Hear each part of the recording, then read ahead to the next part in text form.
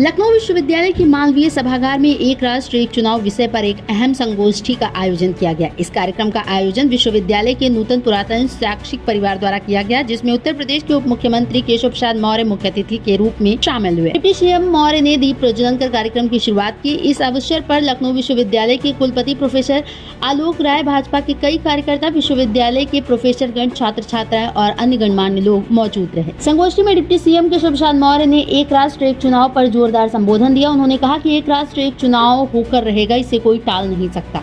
उन्होंने युवाओं को इस विचार का समर्थन करने की अपील करते हुए कहा कि जिस ओर जवानी चलती है उस ओर जमाना चलता है। उन्होंने प्रधानमंत्री नरेंद्र मोदी के नेतृत्व की तारीफ करते हुए अनुच्छेद 370 की समाप्ति, अयोध्या में राम मंदिर निर्माण, नारी शक्ति वंदन अधिनियम 2023 और आत्मनिर्भर भारत जैसे फैसलों को ऐतिहासिक बताया। इंडिया 24/7 लाइव टीवी के लिए निखिल रस्तोगी की रिपोर्ट। कई बार लोगों को लगता था कि यह कैसे हो सकता है, यह तो अब मुश्किल है, असंभव है। लेकिन बड़े से बड़े फैसले, कड़े से कड़े फैसले आप सब लोगों ने देखा है पिछले दिनों 2014 से 2024 के बीच। चाहे जिस जम्मू कश्मीर में अभी बहुत दुखद आतंकवादी हमले के कारण जो घटनाक्रम घटित हो गया है, जिसके कारण से देश गुस्से में है, दुखी भी है, उस जम्मू कश्मीर से 370 का समापन आप सबके देखते देखते हुआ है, जिसके लिए लोग कहते थे कि 370 तो कभी हटाई ही नहीं जा सकती। लेकिन डॉक्टर श्यामा प्रसाद मुखर्जी जी ने अपना बलिदान दिया था। उन्होंने एक ही नारा दिया था, एक देश में दो निशान, दो विधान, दो प्रधान, नहीं चलेंगे, वो कार्य हो गया। देश एक चुनाव को लेकर के महत्वपूर्ण संगोष्ठी संपन्न हुई, जिसमें विश्वविद्यालय के कुलपति डॉक्टर आलोक राय जी, भारतीय जनता पार्टी के हमारे प्रदेश उपाध्यक्ष, विधान परिषद सदस्य जो इस कार्यक्रम के संयोजक थे, संतोष सिंह जी,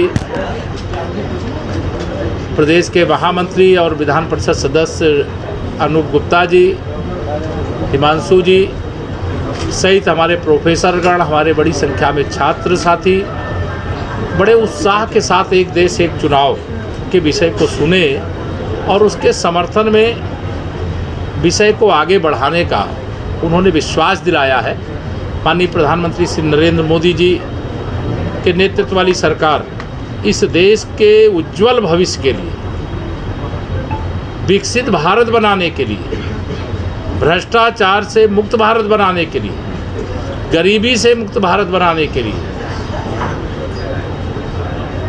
जो भी समस्या है, हर समस्या का समाधान करने के लिए बड़े बड़े कड़े कड़े महत्वपूर्ण फैसले लेने का काम लगातार किया गया है।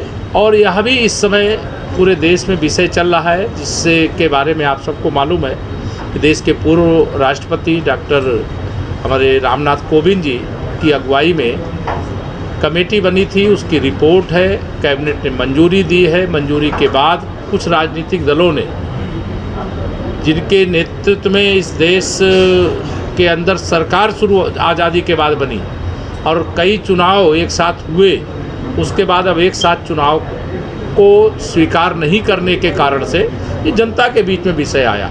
मैं आप सबके माध्यम से भी लोगों से अपील करता हूँ कि अगर वह एक देश एक चुनाव और पैसे की बर्बादी को रोकना चाहते हैं, भ्रष्टाचार मुक्त भारत बनाना चाहते हैं, राजनीति में जो इस प्रकार की प्रदूषण जैसी समस्या उससे मुक्ति पाना चाहते हैं, माननीय प्रधानमंत्री जी के द्वारा जो विषय रखा गया है एक देश एक चुनाव का, अपना समर्थन प्रधानमंत्री जी तक भेजने का कष्ट करें, ऐसा मैं अपील करता हूं। और मुझे पूरा विश्वास है कि जिस प्रकार से माननीय प्रधानमंत्री जी के नेतृत्व में कई बड़े बड़े काम हुए हैं, चाहे वह श्री राम जन्मभूमि पर भव्य मंदिर निर्माण का मामला हो, चाहे जम्मू कश्मीर में 370 का मामला हो, चाहे ट्रिपल तलाक से संबंधित मामला हो, चाहे अभी वक्त संशोधन से संबंधित मामला हो, चाहे इस देश के अंदर कई बड़े बड़े विषय हैं जिसकी चर्चा बहुत विस्तृत है, तो वैसे ही एक देश एक चुनाव का विषय भी जल्दी पूरा होगा, ऐसा मैं विश्वास रखता हूँ। श्री अखिलेश यादव जी जाएं या ना जाएं, इससे तो शायद परिवार को कोई फर्क नहीं पड़ता है। उनके परिवार के सामने इस समय दुखों का पहाड़ टूटा है और उनके परिवार के सामने नहीं, देश के ऊपर एक आतंकवादी हमला है और इस हमले का बदला भारत की बहादुर सेना जरूर लेगी। और जिन लोगों ने इस प्रकार के कृत्य को अंजाम देने का काम किया है, उनका अंजाम बहुत बुरा होगा। जब पूरा देश भरोसे में और इंतज़ार में बैठा हुआ है, लेकिन श्री अखिलेश यादव जी अगर शुभम द्विवेदी जी के घर जा कर के शोक प्रकट करने का काम नहीं कर सकते थे, तो ये बयान दे करके क्या उस पीड़ित परिवार के घाव में नमक डालने का काम कर रहे हैं क्या? ऐसा क्या करने की आवश्यकता है?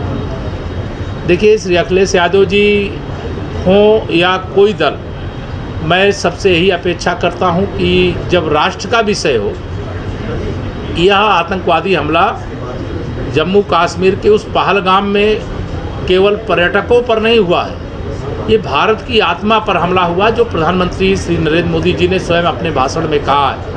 और ऐसे समय में आतंकवादियों का धर्म और अधर्म, उस पर मैं बात नहीं बहुत करना चाहता, क्योंकि विषय अंतर होता है। अन्यथा अगर आतंकवादियों ने हिंदू जो थे उनको अलग करके, मुस्लिम जो थे उनको अलग करके और उसके बाद उनकी हत्या करने का जो काम किए हैं, तो ये किस धर्म के लोग थे? श्री अखिलेश यादव जी बता दें। इस प्रकार की बातें करना, मतलब ऐसे समय में जब देश दुखी है, गुस्से में है और देश के दुश्मनों से मतलब बदला लेने के लिए एकदम तैयारी में है, ऐसे समय में ये हल्के फुल्के बयान देने का कोई औचित्य नहीं। अब वो सरकार करेगी। अभी तो जो इतनी बड़ी दुर्घटना आतंकवादी हमले के रूप में हुई है, अभी तो देश बदले के लिए एकदम पूरी तरह से उतावला है कि देश के दुश्मनों से बदला लिया जाए। और विश्वास है कि जैसे सर्जिकल स्ट्राइक, एयर स्ट्राइक और जिस तरीके से भी सेना अपनी तैयारी कर रही होगी, और मुझे पूरा विश्वास है देश के दुश्मनों को इतनी करारी सज़ा मिलेगी कि भविष्य में इस प्रकार की कोशिश करने का वह प्रयास नहीं करें। पूरे देश में चल रही है, प्रदेश में भी चल रही है। जो पाकिस्तानी नागरिक हैं, भारत सरकार का फैसला है, जो अभी कूटनीतिक मोर्चे पे फैसले लिए गए हैं, उनका अनुपालन उत्तर प्रदेश में भी होगा, देश के सभी राज्यों में हो रहा है। और इस समय मैंने यही कहा कि ये देश की एकजुटता दिखाने का समय है, देश के दुश्मनों को उनकी औकात बताने का समय है। और जो वीज़ा लेकर के आए थे उनको वापस जाने का जो समय सीमा है, उत्तर प्रदेश से भी जाएंगे, देश से भी जाएंगे।